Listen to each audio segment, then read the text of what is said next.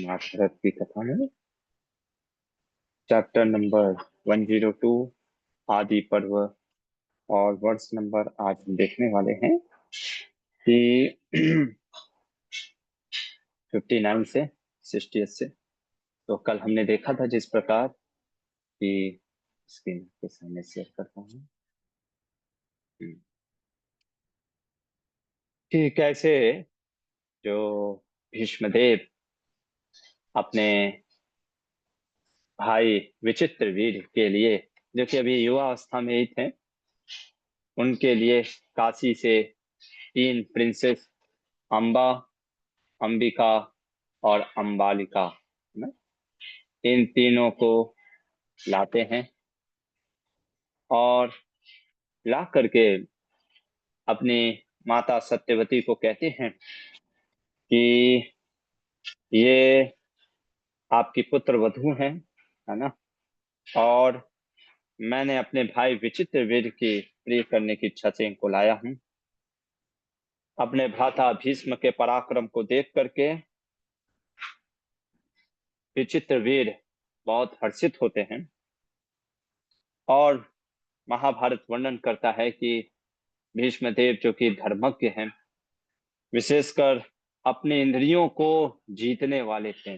जितात्मा शब्द कहता है, जो आत्मा मन को जो जीत लिया हो, आत्मा शब्द कहता है। क्योंकि इतनी सुंदर कन्याओं को देखने के बाद भी अपने लिए विवाह ना प्रस्ताव रखते हुए उन्होंने अपने भाई के लिए जो किया था, आप देखोगे भीष्मदेव के जीवन से, जैसे कल भी मैं बात कर रहा था, एक सेल्फलेस, है ना, सेल्फलेसनेस, बहुत ही इनका जीवन दूसरे के लिए ही रहा है ना, हमेशा उदार भाव का रहना। तो जब इस प्रकार से तीनों राजकुमारियों को अपने भ्राता विचित्रवीर से विवाह करने का प्रस्ताव रखते हैं, उसी समय जो पहली राजकुमारी थी काशीराज की अंबा, वो कहती है भीष्मदेव को, क्या बोलती है कि हंसते हुए इस प्रकार से बोली, वाक्यम प्रवृत्त हसती सदा, है ना। श्लोक आपको दिखाता हूँ, ये श्लोक संख्या 60 है। देखिए, वाक्यम प्रवृत्त हसती सदा, क्या कहती है, मया स भूपति पूर्वे मनसा हि वृत्तः पति, तेन चास्मि वृत्ता पूर्वमेष कामश्च मे पितुः। कहती है अंबा कि मैंने तो पहले ही से किसी को अपना वर चुन चुकी हूं। मेरी मन, मेरा तन, सब किसी को पहले ही से एज ए हस्बैंड मैंने ले लिया है। और इवन दो मेरे फादर भी, है ना, मेरे फादर भी चाहते थे कि उसी व्यक्ति से मेरा विवाह हो, मैरिज हो। किससे? तो कहती है, मैं साल्वराज, है ना, ब्रह्मदत्त साल्वराज से विवाह करना चाहती हूँ, साल्व किंग से, है ना। जब भीष्मदेव ने यह वाक्य सुना कि अच्छा, प्रश्न उठता है, अंबा आखिर साल्वराज से क्यों विवाह करना चाहती थी?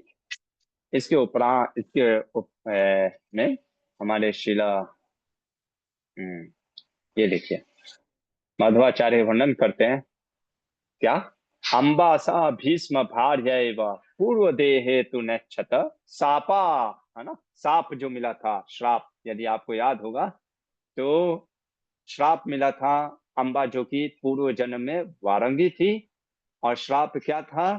क्योंकि जो वसु थे, द्यू वसु, उन्होंने अपनी पत्नी पे इतनी आसक्ति के कारण जो कामधेनु गाय का अपहरण किया था, इसीलिए श्राप मिला था कि आप दोनों का विरह होगा और आप दोनों, यही स्त्री आपके मृत्यु का कारण भी बने, है ना। भीष्म जो कि अभी भीष्म है, तो ये श्राप का ज्ञात था, है ना, किसको? हमारे अंबा को। एक चित्त में, ऐसा नहीं कि उसको पता है, जैसे कैसा होता है ना, हमारा जो संस्कार होता है ना, वो कई जन्मों से बना होता है। ये सटल बॉडी जो होता है, एक हमारा होता है ग्रॉस बॉडी, एक होता है सटल बॉडी, है ना। गीता में भी भगवान बताते हैं, जैसे ये हो गया ग्रॉस बॉडी। कहाँ बोलते हैं भगवान गीता में? भूमिरापो अनलो वायु खम मनो बुद्धिरेव च अहंकार इति यम्मे भिन्ना प्रकृतिरष्टधा 7.4, है ना। तो ये ग्रॉस बॉडी हो गया, सॉरी अंदर बनाना होगा ना। ये हो गया सटल बॉडी, है ना। सटल बॉडी जो कि मन बुद्धि अहंकार से बना होता है। तो पूर्व जन्म के जो श्राप या जो भी पुण्य कर्म होते हैं, वो संस्कार बनाते हैं। और इस कारण से ये जो प्रश्न उठा यहाँ पे कि अम्बा का विवाह जो है, और इसलिए उसने समोदर व्यक्त किया कि मैं आपसे विवाह, मतलब विचित्र वीर से विवाह नहीं कर सकती। करेक्ट। अब देखो, पहले के युगों में धर्म इतना सूक्ष्म था, ये बस आप समझने का प्रयास करना, है ना। क्या एक स्त्री को, चलो ठीक है, प्रभु जी मानते हैं, है ना, कि ये जो स्त्री है अम्बा, ये इस पिछले जन्म में तो भीष्मदेव की ही पत्नी थी, है ना। लेकिन अभी इस जन्म में वो भले उसकी पत्नी ना हो, लेकिन क्वेश्चन ये उठता है, अपने पति के सामने ये कहना कि मैं किसी और से प्रेम करती हूँ, ये कहाँ तक का धर्म है? देखिए कितना सूक्ष्म धर्म को लेकर के आ रहे हैं हमारे कौन, शिला माधवाचार्य जी। बहुत ही सूक्ष्म ज्ञान है ना। तो इसके ऊपर क्या कहा जाए? अगर कोई स्त्री सामने कह रही हो अपने हस्बैंड को कि मैं किसी और से प्रेम करती हूँ, तो क्या ये धर्मयुक्त है? हमारे मध्वाचार्य कहते हैं नहीं, ये धर्म युक्त तो नहीं लगता है, और ना ये धर्म, ये एकदम विपरीत है। लेकिन ये समझना बहुत जरूरी है। क्या समझना जरूरी है? यहाँ पे इस प्रकार का वचन, है ना, ये बोलना जो हम देख रहे हैं किसका, अम्बा का, है ना, कि मैं किसी और से प्रेम करती हूँ, कहते हैं कि ये तभी संभव है, क्यों?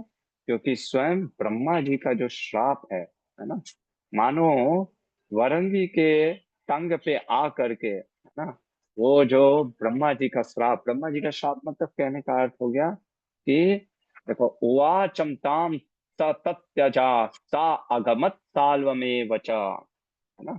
और इसलिए श्लोक में भी आप देखोगे, ये वाले श्लोक में इति अपि, इसके ऊपर पूरा ये कहते हैं, इति अपि मतलब कहने का अर्थ, क्यों इति अपि कहा गया है? इति अपि कहने का है कि वो जो ब्रह्मा का जो श्राप था, है ना, जो ब्रह्मा जी का श्राप वो कार्य कर रहा था। कभी कभी कुछ चीजें धर्म इतने सूक्ष्म हैं, ठीक है, ये धर्म सही नहीं है कि स्त्री को अपने पुरुष के सामने, पति के सामने, भले ही वो दूसरे शरीर में हो, पर वो उसके सामने ये कहना कि मैं किसी और से प्रेम करती हूँ। लेकिन उससे भी ऊंचा धर्म है कि ब्रह्मा जी का जो श्राप है वो कार्य करना, है ना। तो ये मैं सोचा आपको बताऊं कहने का, अगर आपको नहीं भी थोड़ा सा समझ में आया, बस इतना समझो कि धर्मों का भी एक श्रेणी होता है। जैसे मैंने कई बार बताया ना, जैसे आप जैसे कैबेज होता है ना, कैबेज का अगर एक लेयर निकालते फिर एक और लेयर, एक और लेयर, तो वैसे ही हमारे जीवन में कई धर्म एक्ट करते हैं।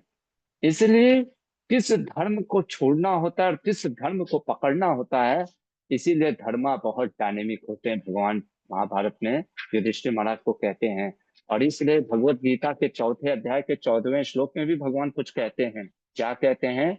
जैसे अक्सर मेरे से लोग पूछते हैं कि प्रभु जी, कर्म कैसे कार्य करती है, तो भगवान स्वयं बोलते हैं, ये कर्म का जो, आप देखो भगवान क्या कह रहे हैं कि जो कर्म का लेखा जोखा है ना, किम कर्म किम अकर्मेति कवयोपि अत्र मोहिता।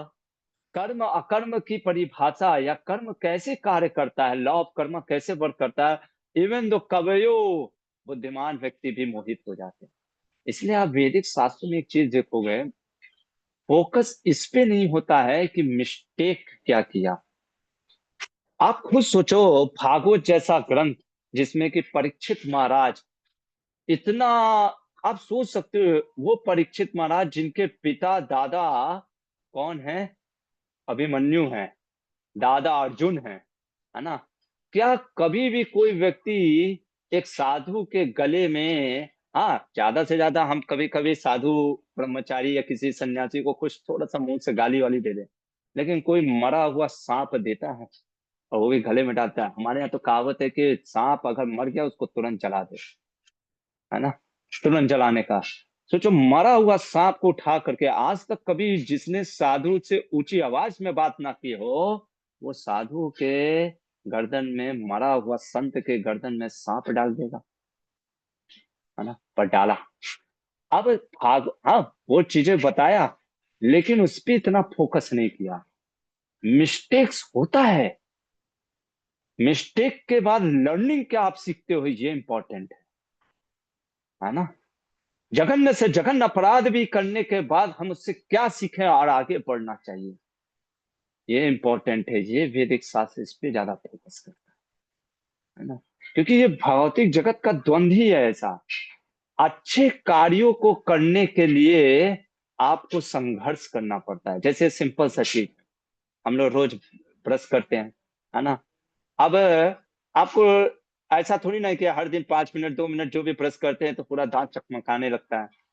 ऐसा तो नहीं होता है ना, कि वो तो एडवर्टाइजमेंट में होता है ना।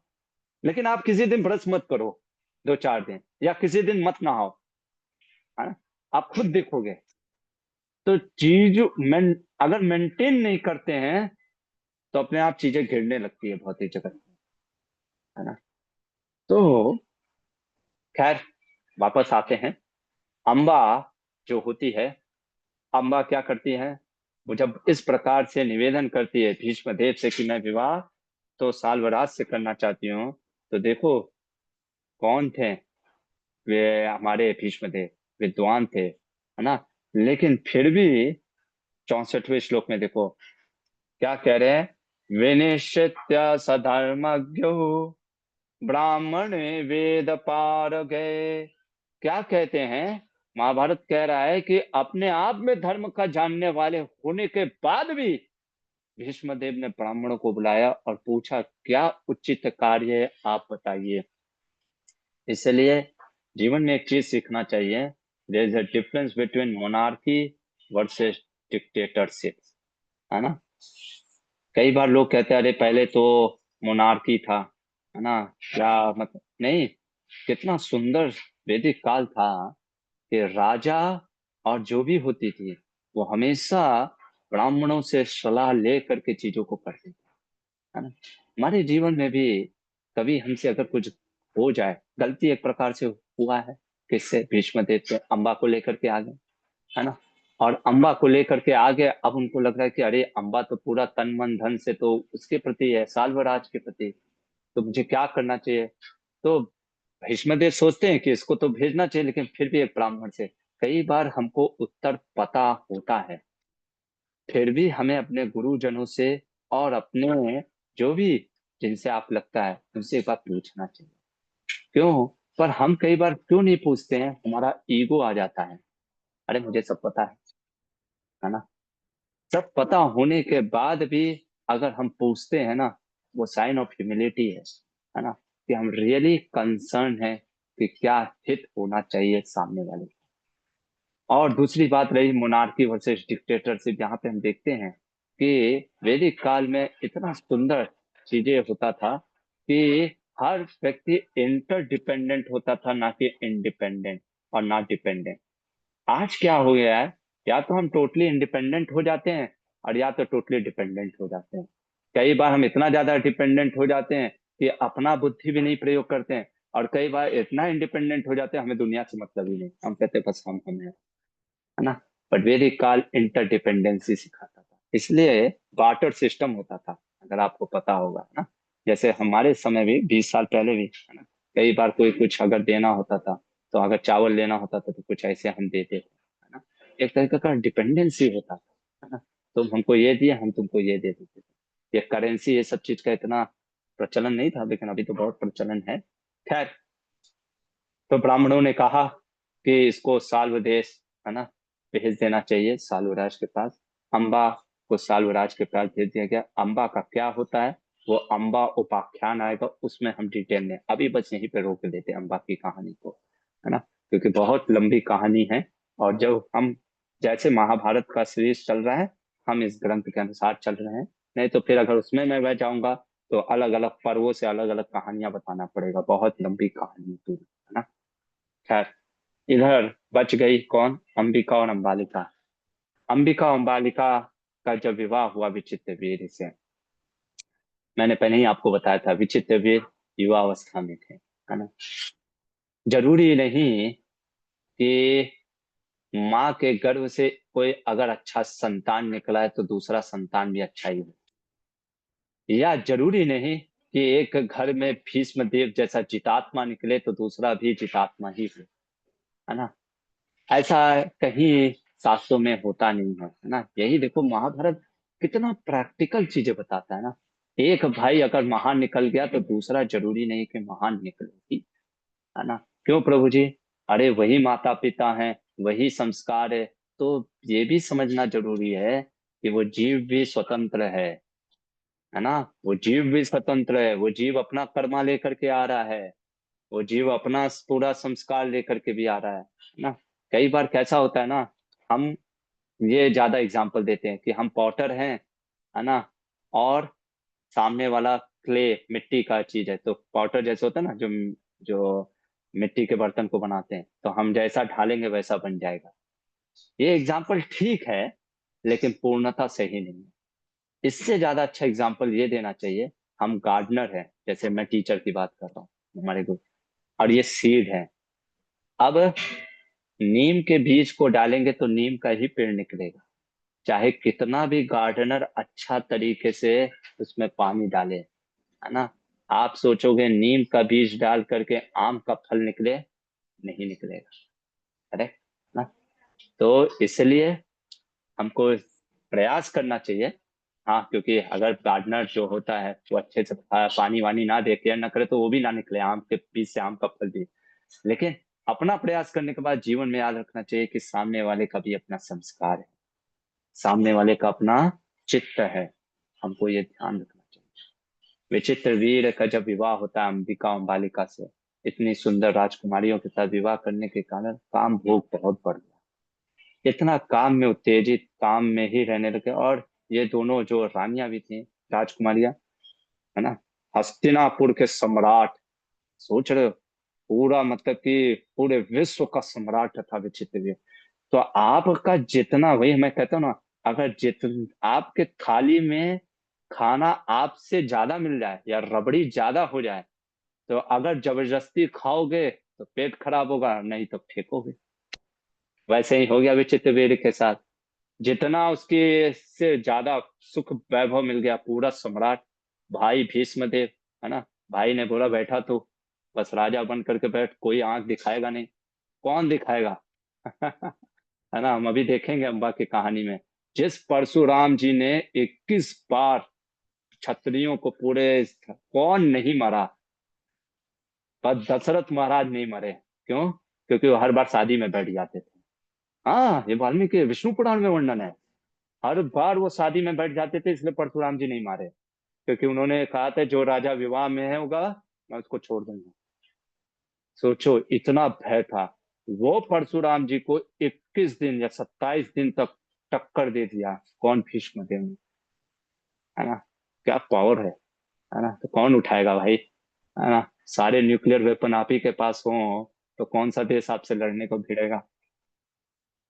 लेकिन वही चीज है ना, ऐसा जीवन में चलता नहीं है।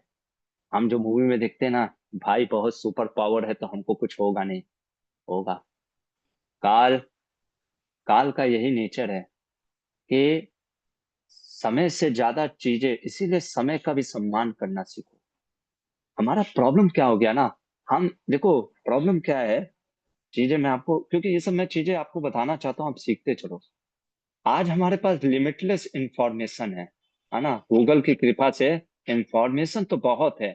आपको बल्कि मेरे से ज्यादा इंफॉर्मेशन होगा, है ना, कहानियों के बारे में। आप बल्कि दो चार चीज और बता दोगे कि प्रभु जी ऐसे भी है।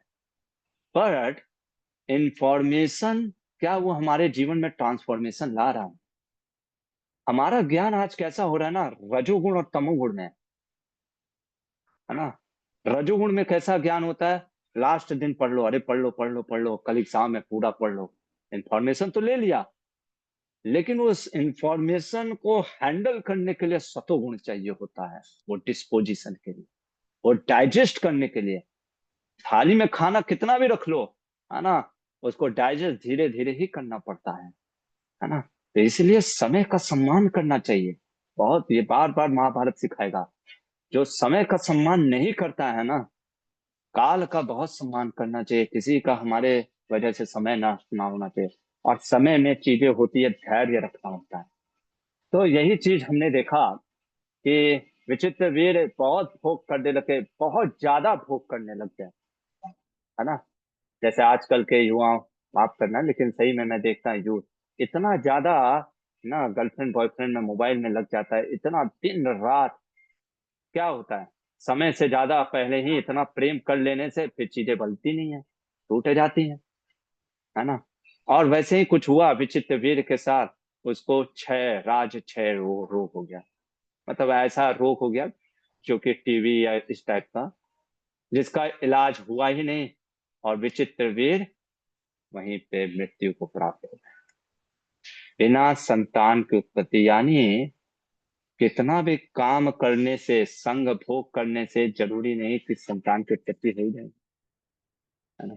भोग किया, इतना भोग किया कि मृत्यु को प्राप्त हो गए। अब अंबिका अंबालिका जो कि बिना गर्भवती हुए क्या हो गए, ये विचित्र वीर समाप्त। और हस्तिनापुर का देखो फिर से सूर्यास्त हो रही है, एक समय के लिए।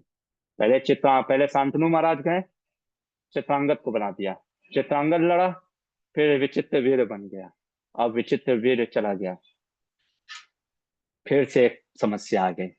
आप देख लो जीवन में कितना, एक समस्या हल करते हैं, फिर एक और समस्या रेडी रहती है, कुछ समय के लिए ठीक है एंजॉयमेंट, फिर समस्या। अब सत्यवती आती है, किसके पास, भीष्मदेव के पास। भीष्मदेव से कहती है, बेटा मेरी बात ध्यान से सुनना। कहते, माँ बिल्कुल सुनूंगा। बेटा अब इस राज्य को कौन बढ़ाएगा, कौन बढ़ाना चाहिए। देखो, जो राज्य बिना राजा के होता है ना, वो वहां पे अराजकता फैल जाती है ना। फिर चोर उचक्के पावर में आ जाते हैं। जैसे ये मेरा अनुभव है, अगर मैं गुरुकुल में मैं नहीं होता हूँ, डिसिप्लिन अपने आप थोड़ा सा कम हो जाने लगता है, या कोई अगर लीडर नहीं होता है स्ट्रांग, है ना। मानते हैं, हमारे गुरुकुल के बच्चे हंस रहे हैं है ना, क्योंकि वो एक वो आ जाता है, अब तो प्रभु जी नहीं है, मौज मस्ती करेंगे, है ना। नहीं, मौज मस्ती ठीक है, लेकिन डिसिप्लिन में, है ना। तो उसी तरीके से जब राजा नहीं होता है तो क्या होता है, अराजकता फैलती है। अब इसका क्या है सॉल्यूशन, देखो ये इम्पोर्टेंट है ना। ये हम राज परिवार से हैं, हमारा इम्पोर्टेंस है कि समाज की, प्रजाओं की रक्षा करना है। तो सत्यवती कहती है, मेरा निवेदन है तुमसे कि तुमने मेरे लिए ना राज्य लिया था, तुमने मेरे लिए राज्य छोड़ा था ना, मैं तुमको दे रही हूं आज। जैसे कई बार होता है ना कि हम सोचते हैं कि अरे आपने मेरे लिए वचन लिया था ना, जैसे रामायण में भी कई, जब भरत प्रभु रामचंद्र के पास आती, कहती है, बेटा मेरे लिए तुम्हारे पिता ने वचन दिया था ना, मैं वचन वापस लेती हूँ और तुम वापस आओ वन से, राज्य अभिषेक करो अपना, और ये सब छोड़ो। वैसे ही सत्यवती कहती है किसको, भीष्मदेव को, वापस आ जाओ बेटा, राज्य अभिषेक करो, अपना राजा बनो, और इन दोनों राजकुमारियों के साथ विवाह करके संतान की उत्पत्ति करो। मैं चाहती हूँ ये। आप सोचो, कोई आपको, है ना, जैसे आपने वचन लिया हो कि मैं ये मान लो मिठाई नहीं खाऊंगा, है ना, है ना, और कोई आकर के कहे प्रभु जी खा लीजिए, चलिए प्रभु जी आप बोल रहे तो खा लेता हूँ, है ना, खाने की इच्छा थी पर जस्टिफिकेशन, या कई बार हम चीजों को जस्टिफाई करते हैं, है ना, जस्टिफिकेशन दे देते हैं, अरे मैंने क्यों किया तुमको पता है। यहाँ पे भीष्म देव जस्टिफाई कर सकते थे, ठीक है देखो मैं ब्रह्मचर्य क्यों छोड़ा, क्योंकि मेरे माँ ने, सत्यवती ने कहा कि ठीक है। पर भीष्मदेव क्या बोलते हैं, अद्भुत है ना। भीष्मदेव फिर से कहते हैं कि मैं एक प्रतिज्ञा करता हूँ, है ना, 103 चैप्टर में, है ना। वैशंपायन जी बताते हैं भीष्मदेव का प्रतिज्ञा। कहते हैं भीष्मदेव, त्यजेश पृथ्वी गंधमापश्चरस्मात्मना ज्योतिस्तथा त्यजे द्रपम वायु स्पर्श गुणम त्यजेत। अरे, मैं, पृथ्वी अपना गंध छोड़ सकती है, सूर्य अपना तेज छोड़ सकता है, चंद्रमा अपनी चांदनी छोड़ सकती है, वायु बहना छोड़ सकता है, लेकिन मैं अपने वचन से हट नहीं सकता। मैंने प्रतिज्ञा दी है अपने पिता को, मैंने आपके दास राज को प्रतिज्ञा दी है कि इस राज्य सिंहासन पे मैं कभी नहीं बैठूंगा, और मैं आजीवन ब्रह्मचर्य रहूंगा, जिससे कि कोई मेरी संतान भी इस पे अधिकार ना जमा सके। मैं तो नहीं हट सकता, चाहे कुछ भी हो जाए माँ, है ना। अब आप कहोगे अरे पर माँ का भी तो धर्म होता है ना, धर्म बड़ा सूक्ष्म है। थी, वैदिक शास्त्र कभी गलत सही नहीं बताते हैं। यहाँ पे महाभारत कुछ नहीं बोलता है, ना मध्वाचार्य बोलते हैं कि अरे भीष्म देव ने अपनी माँ का बात नहीं माना। हम क्या होते हैं, अरे माँ का बात नहीं माना, गलत है। नहीं, गलत सही नहीं बताता वैदिक शास्त्र। वैदिक शास्त्र बताता है तुमने जो धर्म, हाँ धर्म पे टिके रहो, वो भी अपने धर्म पे फिर सही है, सत्य धर्म। जिस धर्म पे टिकोगे उस धर्म का फल मिलेगा, जिस धर्म पे नहीं टिकोगे उसका थोड़ा सा परिणाम भी मिलेगा। क्लियर, एकदम क्लियर रहना चाहिए जीवन में। हमको कभी भी ऐसे नहीं बोलना चाहिए कि अरे मैं क्योंकि भगवान का भक्त हूं तो मैं कुछ भी करूंगा, कृष्णा सब केयर कर लेंगे। कृष्णा केयर करेंगे, वो उनकी इच्छा है, वो करना होगा करेंगे। पर हमारा धर्म क्या, और भक्त कभी जाकर के ये कृष्णा को नहीं कहता कृष्णा मैंने आपके लिए किया। अरे आपके लिए किया यानी प्रेम कहाँ है फिर तुम्हारा। कभी भी आप भीष्मदेव, मेरे को एक श्लोक दिखाओ महाभारत या भागवत से भीष्मदेव ने ये बोला हो कि प्रभु मैंने तो भगवान आपके लिए सब किया, कभी नहीं बोलते हैं। वो कष्टों को झेलने के लिए, इवन दो अंबा के कारण जो उनको कष्ट झेलना पड़ा, वो रेडी थे कर ठीक है बाणों की सैया पे। भक्त कैसा होता है ना, वास्तव में हमारे आचार्य कहते हैं भक्त ऐसा होता है ना, अपने कर्मों का फल कृष्णा पे नहीं थोप देता है कि कृष्णा तुम ले लेना। वो ये सोचता है कृष्णा मैं ही झेलूंगा, तुम क्यों झेलोगे, है ना, मैं झेलूंगा। जैसे सिंपल सा उदाहरण हमारे प्रभुपाद जी देते हैं, जब एक पुरुष स्त्री जाते हैं तो कभी कभी पुरुष नहीं, पति कहते लाओ बैग मैं ले लेता हूँ, है ना। कभी कभी हमारे गुरुकुल के बच्चे कहते प्रभु जी बैग दे दीजिए, प्रेम के कारण, है ना, कि प्रभु जी बैग दे दिए। तो आप अपने कर्मों का बैग है भगवान को दोगे, आप खुद सोचो, ध्यान से सोचो। यानी हमारा कितना भक्ति बहुत ही सुपरफिशियल है ना। भीष्मदेव कहते हैं मैं तो नहीं कर रहा हूँ विवाह। तब सत्यवती कहती है मुझे पता था तुम नहीं करोगे, लेकिन इसका उपाय तो बताओ क्या करना है। कुछ उपाय है, क्योंकि तुम सारे शास्त्रों को जानते हो, तुम धर्मज्ञ हो, तुम सारे नीतियों को जानते हो, बृहस्पति नीति शुक्र नीति सारे चीजों का ज्ञान है। अब मैं तुम्हारे शरण में आई हूँ। अभी हमने देखा था शस्त्र का बल, अब हम देखेंगे भीष्मदेव का शास्त्र का बल। दोनों बल था, शस्त्र बल से तीनों पत्नियों को, तीनों राजकुमारियों को ले आए। अब शास्त्र से क्या बताते हैं वो हम कल देखेंगे, क्योंकि बहुत लंबा हो जाएगा और वैसे भी समय है। हरे कृष्णा, किसी का कोई प्रश्न है? यस, मैं इस पर एक मिनट आपको म्यूट कर देता हूँ। यस। हरे कृष्ण, दंडवत प्रणाम प्रभु जी।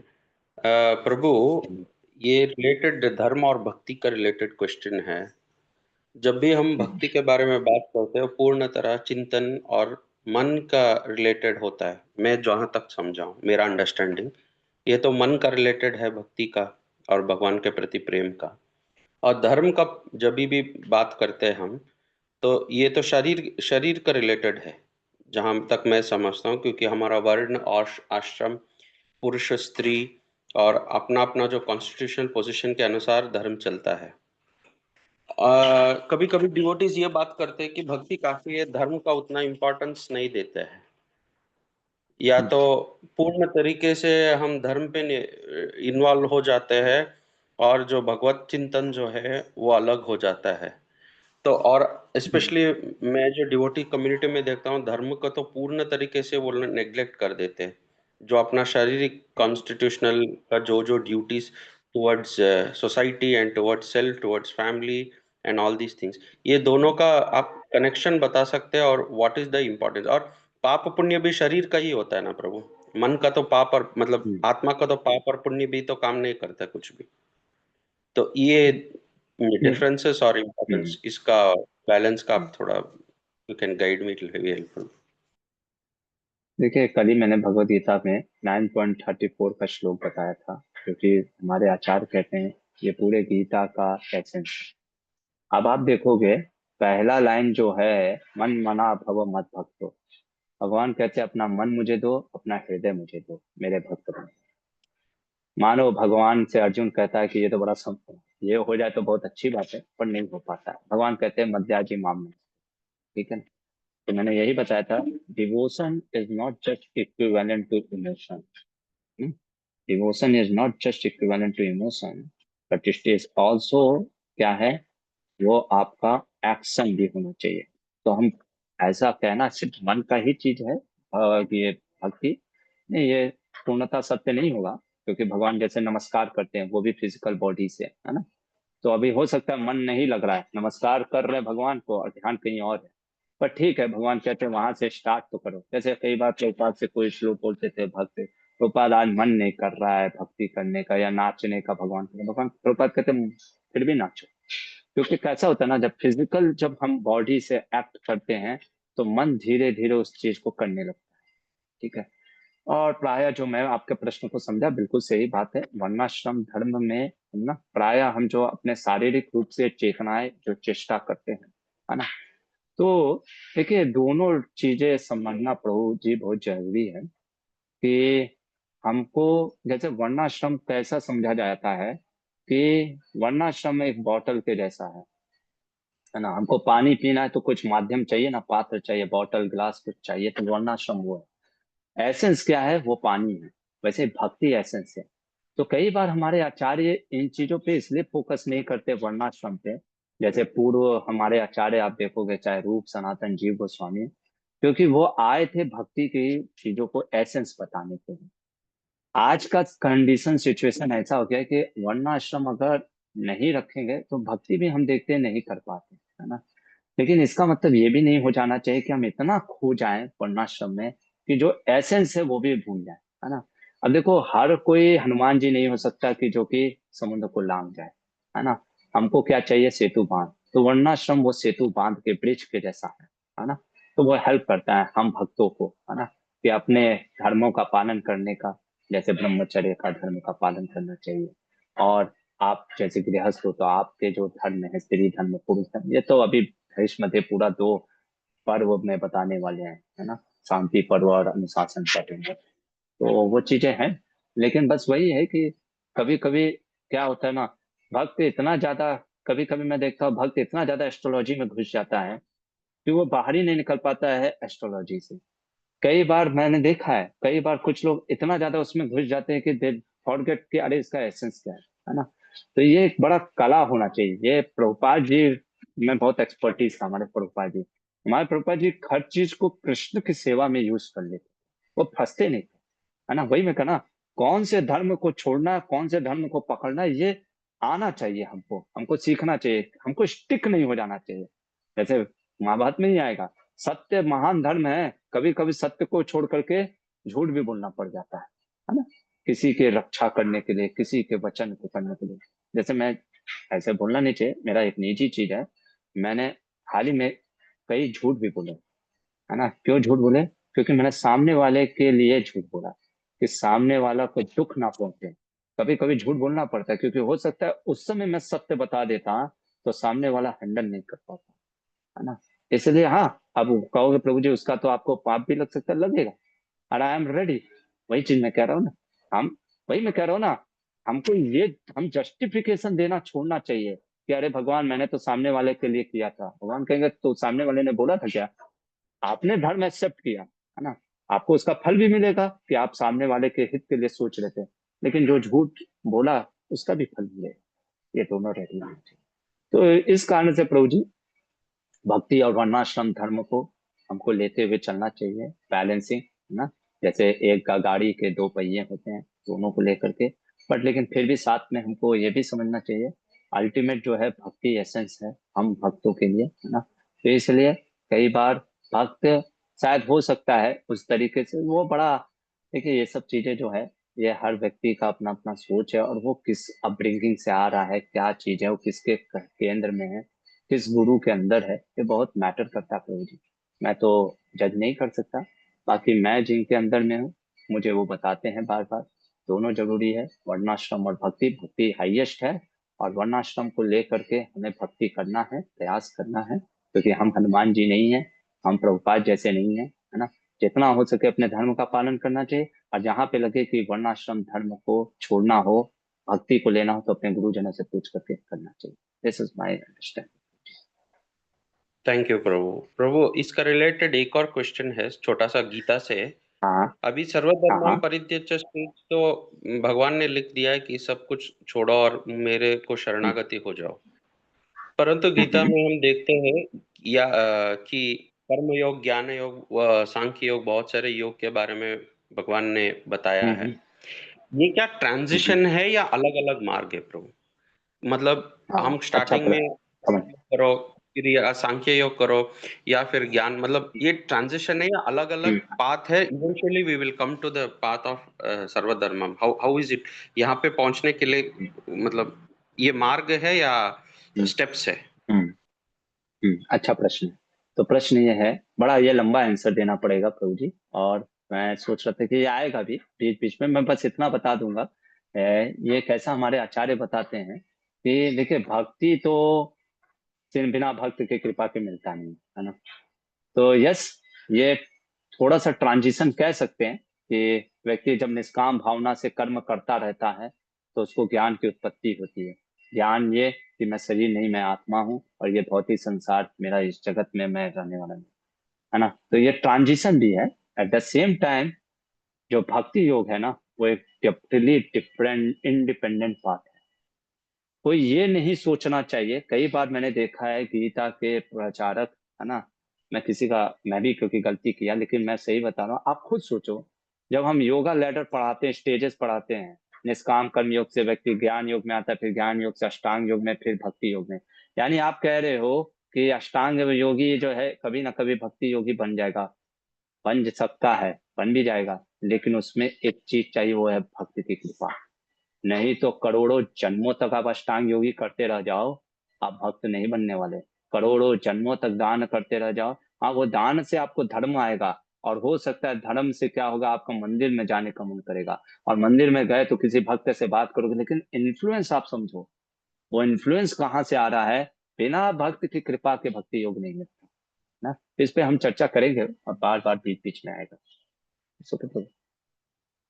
ठीक है प्रभु, थैंक यू प्रभु, प्रणाम, हरे कृष्ण। हाँ, हरि बोल। यस भास्कर प्रभु। प्रभु जी हरे कृष्णा, दंडवत प्रणाम। प्रभु जी यहाँ पे हम लोगों ने देखा कि जैसे अम्बा तो दूसरे शरीर में थी और उनको थोड़ा सा सेंस था हम्म, जो पूर्व जन्मों के कारण था। हम्म, हम्म, प्रभु जी अभी तो समाज में प्रभु जी हस्बैंड वाइफ कोई भी भक्ति तो नहीं कर रहा है और धर्म पे भी नहीं चल रहा है। लेकिन प्रभु जी हम्म, अभी हम्म, समाज में देखा जाता है कि अगर थोड़ा इशू आ जाए हस्बैंड को तो वाइफ हम्म, छोड़ के चली जा रही है। और ये हम्म, मतलब कि इमीडिएट ईयर्स में नहीं हो रहा, हम देख रहे हैं कि 30-30 40-40 साल बाद भी ऐसा केसेस आ रहे हैं। तो प्रभु जी इसका बिल्कुल। सेक्रीफाइस दोनों को करना पड़ेगा कि किसी जो छोड़ के जा रहा है उसको होगा? ये बहुत ही कॉन्टेक्चुअल क्वेश्चन है ना। देखो कैसा होता है, एक बहुत इंपॉर्टेंट चीज समझना। कई बार हमारा सोच कैसा हो गया है, अरे साथ में रहो, साथ में रहो, साथ में रहो। हम फिजिकल प्रॉक्सिमिटी को इतना ज्यादा इंपॉर्टेंस दे देते हैं कि वो मेंटल हेल्थ पे भी हम सोचते हैं। आप समझने का प्रयास करना मैं क्या बोलना चाह रहा हूँ। I am not against about that कि हमें साथ में नहीं रहना चाहिए, बट आप सोचो अगर साथ में हम हमेशा रह रहे हैं, सिंपल सा एक उदाहरण दीजिए भास्कर प्रभु, आपके सिर के माथे पे मैं कहूं कि 200 ग्राम का चीनी का बोरा लेकर के दिन भर खड़े रहो, है ना, तो भले ही 200 ग्राम आपके लिए कुछ नहीं होगा कुछ समय के लिए, लेकिन अगर दिन भर आप उसको लेकर के सर पे रहोगे तो एक समय के बाद आपको वो वही 200 ग्राम एकदम ऐसा बोझ लगने लगेगा, है ना। भले ही आप कहोगे प्रभु जी 10 किलो का बोझा दे दो, 10 मिनट कहीं लेकर के जाना है वो मैं कर दूंगा, है ना। तो साथ में रहना है, नो डाउट, लेकिन फिजिकल प्रॉक्सिमिटी को इतना इम्पोर्टेंस नहीं देना चाहिए कि हम अपने मेंटल हेल्थ को ही खराब कर दें, है ना। अब रहा प्रश्न आपका कि वो क्यों साथ में नहीं रहता है, अब उसके कई कारण हैं। और जो भी कारण है, जिस भी कारण से व्यक्ति जो नहीं साथ में रह पा रहा है या कुछ भी है, वो तो देखना पड़ेगा। ये बड़ा कॉन्टेक्चुअल है, क्यों छोड़ा, किस पर्पज से। हो सकता है कि हो सकता है हस्बैंड नहीं छोड़ना चाहता हो और हस्बैंड की कोई गलती भी ना हो, है ना। पर जस्ट अ वाइफ छोड़ना चाहती है ना, और वो छोड़ करके जाना चाहती है। तो there can be many reason ना, we have to see, we can't जज ऑन द कि किसको लगेगा। खैर जो भी है, दोनों को एक तरीके से आप देख सकते हो। मैं इतना बस बता सकता हूँ कि दोनों सफर तो करते हैं, है ना, चाहे कुछ भी हो, क्योंकि अटैचमेंट जो होता है वो इतना जल्दी नहीं जाता। और वो जो अटैचमेंट की जो सफरिंग से जो हम गुजरते हैं, वो भी एक कर्मा का वो चीज होता है ना। या ठीक है फिर। तो प्रभु जी नहीं, मेरा क्वेश्चन ये मतलब ये था इस सेंस में कि दोनों लोग अपनी हम्म। रिस्पॉन्सिबिलिटी, तो प्रभु जी जो बच्चे हैं उनके वो रिस्पॉन्सिबिलिटी के लिए तो दोनों को ही मतलब कि पाप या दंड मिलेगा ना, क्योंकि वो उनका खुद का चॉइस है, हम्म। उसमें बच्चे की क्या गलती है। आ पाप और दंड, ये बड़ा ऐसे ऐसे स्टेटमेंट तो मैं नहीं मार सकता कि दंड मिलेगा क्या मिलेगा। क्योंकि यस, हायर प्रिंसिपल के लिए कभी कभी जैसे हमारे गुरु महाराज अपना बताते हैं कि उनके मदर फादर सेपरेट हो रहे थे, पर लेकिन उन्होंने फिर देखा कि बच्चों के लिए वो साथ में रहते रहते और फिर वो जीवन भर साथ में रहे। तो ये तो बहुत हाईएस्ट प्रिंसिपल है कि किसी दूसरे व्यक्ति के लिए, कभी कभी प्रभुपाद के भी कुछ डिसाइपल, है ना, मतलब जमा नहीं, लेकिन फिर भी प्रभुपाद के लिए वो लोग साथ में रहे, ये बहुत हाईएस्ट प्रिंसिपल है ना। लेकिन अगर कोई ये अब ये सब कैसा होता है, वही चीज है, ये कोई नियम नहीं है कि आपको ये करना ही पड़ेगा। हो सकता है सामने वाला इतना हाईएस्ट प्रिंसिपल ना ले पाए, है ना? तो अब बच्चे का क्या करे जाए, बच्चे की परवरिश कैसे होगी, क्या होगा, ये दोनों माता पिता को आ करके निर्णय लेना चाहिए, है ना। और फिर जो भी है ना, जो भी जिस चीज का भी उनको फल वो मिलेगा, दोनों को झेलना चाहिए, ये चीज है, रिस्पॉन्सिबिलिटी लेना चाहिए। ठीक है। थैंक यू प्रभु जी, हरे कृष्णा। अरे कृष्णा, तो मेरा ये कहना है ना, मैं तुरंत ब्लैक एंड व्हाइट नहीं बता सकता प्रभु जी, है ना, कि ये गलत है ये सही है। धर्म बहुत सूक्ष्म है ना। ये ब्लैक एंड व्हाइट का गेम नहीं होता है कि तुरंत हम बता दें कि ये गलत है वो सही है ना। तुमने बच्चे को छोड़ दिया, है ना, फिर वो नरक में जाओगे, ऐसा it's a very difficult thing to say. There are many layers we have to see it. इसलिए इस वैदिक शास्त्रों में हम गुरुजनों ब्राह्मणों से पूछ करके चीजें करते थे।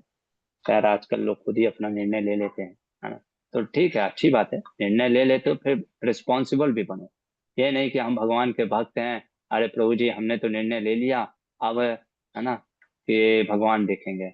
भगवान, ये स्टेटमेंट बोलना ना कि भगवान देखेंगे, भगवान तो देख ही रहे हैं, पर ये कैसा हो गया ना, ये जिम्मेदारियों से भागने जैसा हो गया। भगवान देखेंगे, भगवान देखेंगे, है ना।